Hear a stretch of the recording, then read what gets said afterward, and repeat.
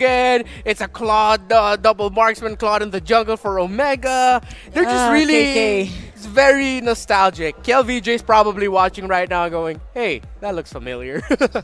Right on. Right on. Thumbs up to the screen as he watches. Man, we miss you, King. We miss you. Real quick, one more look at the lineup from both teams, Blacklist International and Omega, as we go into the portal. Wow! Game 3 starts so quickly! Welcome to the land of dawn! It all comes down to this, sudden death, Omega versus Blacklist. Oh, here we go. That's Seems the like good stuff. the portal has been fixed. Powered up. It's overperforming. Yeah, it's overperforming. Oh, nice jump in by the Mamba. Signature hero on him too, this Kufra. Yeah. Oh, and it is a Demon Slayer Claude. Let's go. How fast is this gonna jungle? I want Chef's to kiss. know. Mwah. I want to know, bro. Good protection here from Etomax, obviously. And on the other side of the field, Renzio and Chaknu together, trying to mess up Kevier's rotation. Renzio juggling the aggro of two. Ryzen coming in. Who took it? And wow! Look at Ryzen on point, taking the Little Wanderer. So messy, yeah. Getting it. I think he saved his retribution for that. Oh, the jump in, forcing out the wings by wings. Dexter protecting his mid laner, Captain Haji. I'm liking this. I think earlier this season we saw them try to do this. Didn't work out, but now there's something to it. Obviously, it moves a little differently, obviously, from Oh My Venus's SS, which we haven't seen in a while as well. So. I mean, you don't. You just don't allow that. You don't give it. For good reason, right? So, but again, I think this is better. I think Kevier is more proactive on the Lancelot. Oh, yeah. Definitely going to produce better results, I think, compared to the last game. I'm not sure. Obviously, the winner or lose is going to be up in the air, though. Chaknu helping out KELRA, sensing danger there. But Chaknu did get the information the Phantom Execution was committed by Kevier, so they won't be too aggressive in trying to take down KELRA in that lane. Meanwhile, topside, Ryzen taking away the Scaled Blizzard on the side of Kevier. Yo, Omega is on something else, man. Wherever did you see a Claude jungler go up against a Lancelot jungler and have turtle priority? Look, they were there first, but they decided to let go. Yeah, that they can't fight at this point. All right. Like, they have to concede that maybe the first two turtles. Not gonna force it. Yeah. All right. And for Omega, you don't need two forces because, again, you're the mid to the late game lineup here. Although Blacklist has great scaling as well, they do have the Farsa and the Brody on their side. But Omega are liking, well, for them, it seems like they're really liking their chances of, as long as we get the Claude farm, he doesn't get taken out early on, he might be able to do this. Oh, there's a jump in. Chaknu under the protection of his turret. Gonna retreat in the face of this three-man squad from Blacklist. That gold lane is unwavering. But for Blacklist, I think if they're not getting leads, they might be a little bit behind here. That is a Claude that is going to get more powerful compared to Lancelot as time progresses. Yeah, and right now, a lot of rotation bottom side here for Blacklist, and that's really forcing Chaknu and the rest of Omega to respond. Dexter! Close one. KELRA gets the hell out of dodge, forcing out the Feather Strike from Haji. A close call. Interesting. Obviously, Edward's got some pretty good leeway here in this game. Won't really be disrupted by anyone. Like, everyone's just going to leave him alone as Uranus's go. Tit for tat. I mean, if Renzio doesn't cut us deep, that means he's seeing the turret all the more sooner. Now, this might just be a disaster. Omega has to play this very, very carefully. Chaknu, nobody home. They are going to lose and concede bottom lane tier 1. And there's the ult by Dexter. And making sure KELRA and Etomax do not engage any further. It's been a while. Oh, man. I don't know if you guys are noticing, but we're not really casting that much because it's just... It's ethereal. It's like a dream. It is. It's like a dream, isn't it? Like, yeah. Interesting. Cover the names and maybe change one hero.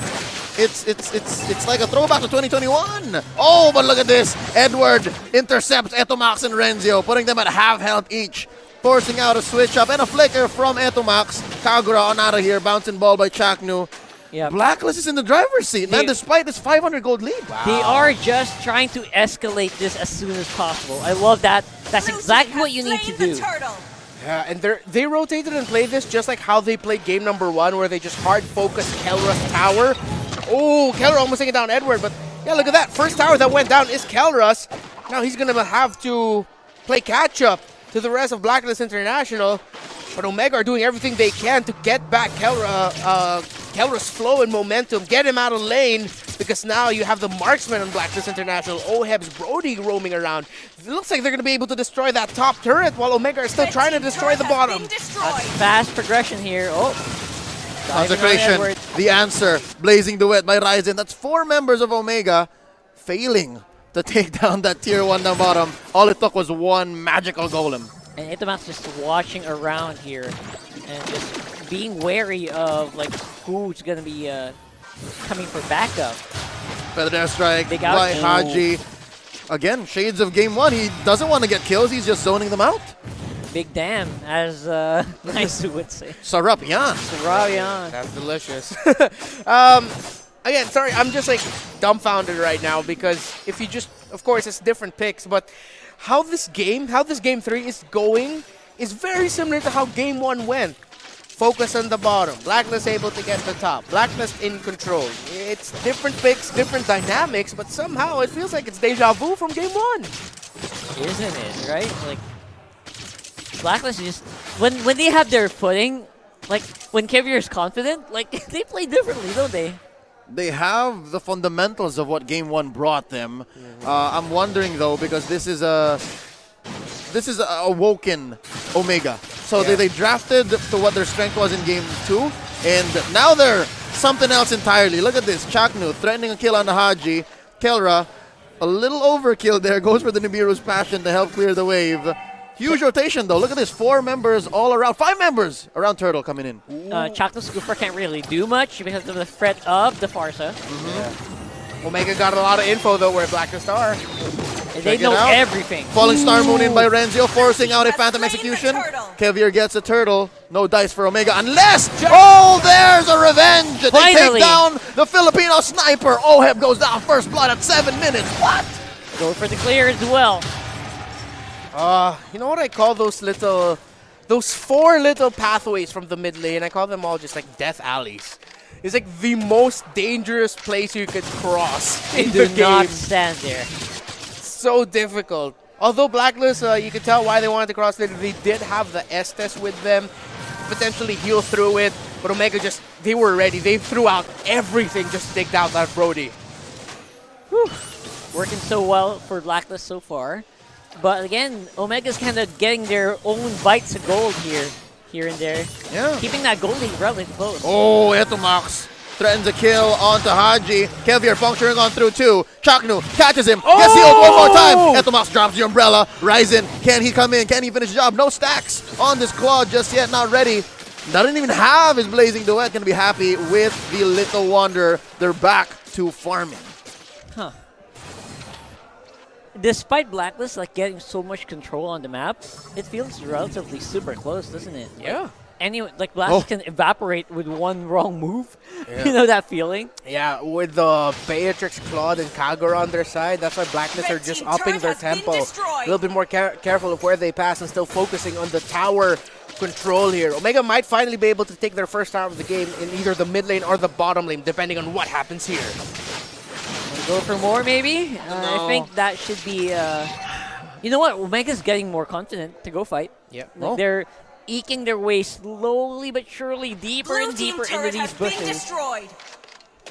Man, I can't believe it's a commando single-handedly who actually got the first turret himself. Yep. On his own. Yeah, Beautiful. he cut down the minion. He cut the minion wave incoming in the bottom lane, and then with this minion wave, he was just able to clear it alone. Oh, Chaknu! Look at this. Puncture on through. Chaknu coming in. No follow-up. Nibiru's Passion, at least as a consolation to discourage further engagement. Man, Blacklist won with a clear pickoff. They're going to start up this Lord. Is this enough? Renzio, Etomax, and KELRA. In they go. Falling Star Moon starting it up. And a blazing duet coming in through the back. But Captain Etomax falls already. Kevier gets another. A shutdown by KELRA on the backswing. 2 for 1 so far. Lord reset. Yeah, both junglers very far off. That's going to have to be reset here. Here comes Ryzen. Ryzen. Chaknu with a jump in. Knocking up the Oh, OHEB. And the Dex Star. They get 2 down. Put a day between their names. They are world champions. Put respect on their name, but they lose mid lane anyways. Edward puts a few stacks onto Ryzen. One more Ionic Edge. Oh! Edward, you mad lad. Putting up the Geek Fam. Nice game, bro. Jack Mamba pulled off a great setup play there, but Omega couldn't respond. While Blacklist, Edward on the signature Uranus being able to chase down Ryzen. Oh man, it's like a different again, it feels like a dream. The history between these two, the picks that they showed, Blacklist running it back with the Estes, but this time they're playing around a Lancelot. The history, the story between these two, we said it earlier, it is a dream to watch. Super dumbfounded by this game, to be honest. Like, stuff are going on that shouldn't be. Again, Ryzen being a little bit more, what do you call this? He's more cautious on his squad now. I'm surprised. But I feel like he now has the tools though for just like one big blazing Should be able duet. to fight, yeah, if you wanted to. But the heals, again, it's like how many times have we seen it before? Omega rocking a Claude trying to burn down the members of Blacklist, but then Blacklist surviving through with a heal. No, you're right. Throw back to Season 8. The Claude was one of the few answers to the Ube when people were trying to break that streak. Yeah, even back in Season 7 Even when... in hands of Bren Esports as well, right? Concealed play. Who's Chakno trying to find? Oh, tries to get one. He gets Dex Star, bouncing ball out. Retreat, retreat. All right. Oh. And just as quickly, like, all right, they're topped up, ready to go again. All right, slowing down here for Blacklist. What? Where'd that come from? Wait. What? All right. Kevier overshoots, dashes on through. Yep. Renzio taking the ire here of both Haji and Kevier. Falling Star Moon right where Kevier would come back through. Edward to the rescue. The Lord! 5 members. And just like that, underneath Blacklist nose, in the blink of an eye, they take the Lord. Omega clearly winning, gets a double kill. No casualties just yet. The Comeback Kings have come back.